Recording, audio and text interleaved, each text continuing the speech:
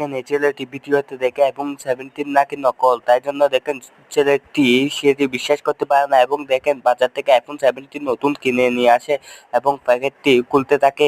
দেখেন কত সুন্দর নতুন প্যাকেজিং নিয়ে আসে, ছেলেটি বিশ্বাস করতে পারে নাই, তাই জন্য দেখেন নতুন কিনে নিয়ে আসে পরীক্ষা করায় দেখবে বলে। এখন ছেলেটি দেখা যাক কিভাবে পরীক্ষা করে দেখে।